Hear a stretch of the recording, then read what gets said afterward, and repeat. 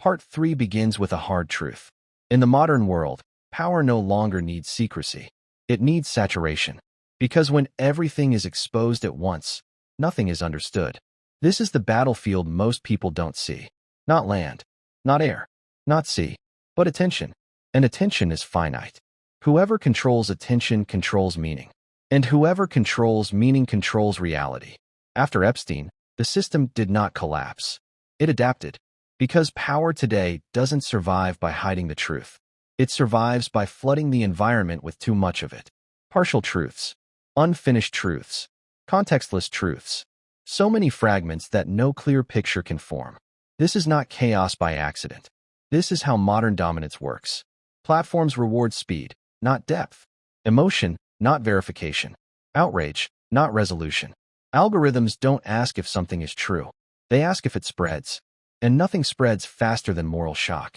So the most extreme versions of every story rise. Not because they are accurate, but because they are unforgettable. This is how narratives become weapons. Not through lies alone, but through amplification. Now consider this. When a scandal like Epstein remains unresolved, it becomes permanent fuel. Anyone can use it. Political actors, media personalities, foreign states, online communities, even people acting in good faith. Because the case never closed cleanly. No full accounting, no final clarity, no sense of justice completed. So the story stays open. And open stories are the most dangerous kind. They invite interpretation. They invite projection. They invite ownership. This is where influence operations thrive. Not by telling you what to think, but by making you feel that nothing can be trusted. Once trust collapses, people stop seeking solutions. They seek identities. They don't ask, what is true? They ask, who is lying to me? And that question fractures societies. Some turn inward. Some turn violent. Some turn apathetic. All outcomes weaken collective power. This is why modern conflict looks quiet. No tanks. No sirens. Just endless feeds. Endless outrage. Endless suspicion. Epstein becomes a permanent reference point. A symbol, not of justice, but of futility. A reminder that even when crimes are exposed, consequences may never arrive. And that message is devastating.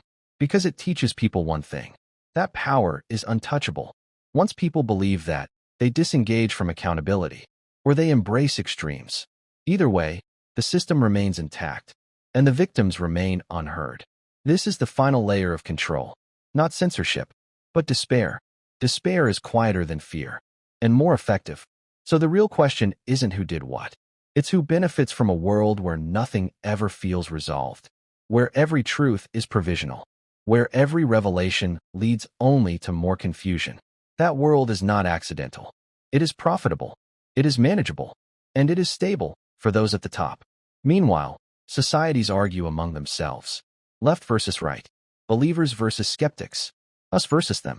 The system watches. Unchallenged. Unchanged. This is why Epstein still matters. Not as a mystery, but as a lesson. A lesson in how power absorbs shock. How exposure becomes entertainment. How outrage replaces reform. And how truth, when left unfinished, becomes just another weapon. So if you're asking where the battlefield is, it's here.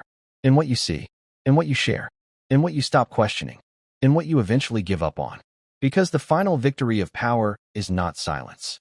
It's when people stop believing that justice is even possible. And that is where this part ends. But not the story.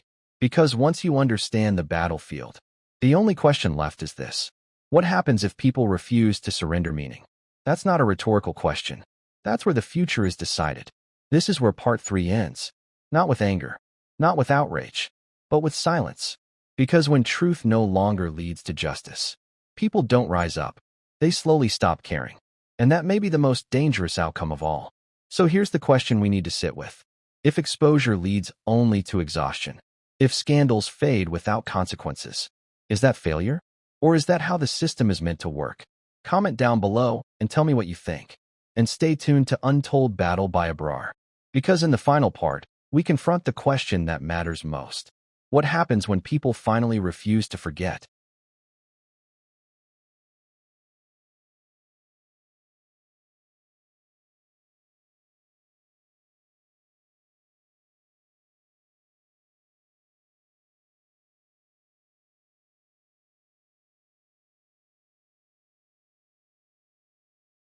The final episode doesn't begin with answers.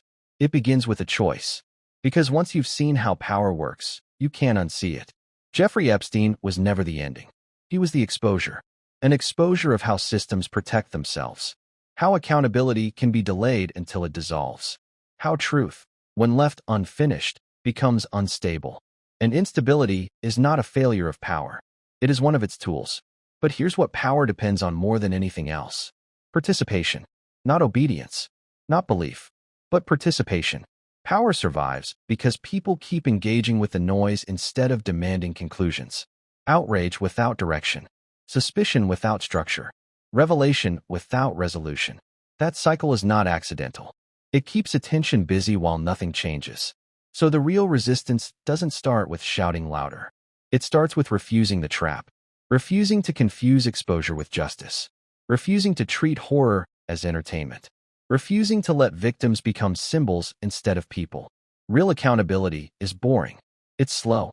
It's procedural. It's uncomfortable. And that's exactly why it's avoided. Because boring doesn't trend. But boring is where systems break. When people insist on specifics instead of spectacles. When they separate what is proven from what is rumored. When they stop sharing what feels powerful and start demanding what is verifiable. That is when power gets nervous. Not when you believe everything. Not when you dismiss everything, but when you stay disciplined. Because disciplined truth is dangerous. It can't be easily absorbed. It can't be easily redirected. It can't be easily drowned. This is where the future of information warfare actually turns. Not on platforms, not in secret meetings, but in individual decisions. What you amplify, what you ignore, what you question, what you refuse to let fade. Epstein taught the world something brutal. That exposure without completion is a dead end. But it also revealed something else. That power depends on people giving up. And that means power has a weakness. It needs your attention, your outrage, your confusion, your exhaustion. Take those away, and the system has nothing to hide behind. So the final question is not who controls the narrative. The final question is who refuses to let the narrative replace justice.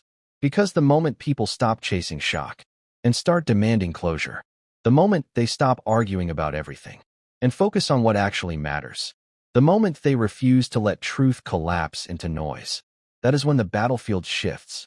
And that is why this story doesn't end here. It ends with you, not with belief, but with resolve. Because justice doesn't disappear when it's delayed. It waits. And whether it ever arrives depends on who refuses to forget and who refuses to be distracted. This was never just a story. It was a test. And the outcome is still being written. This is where the story ends. Not because everything was answered.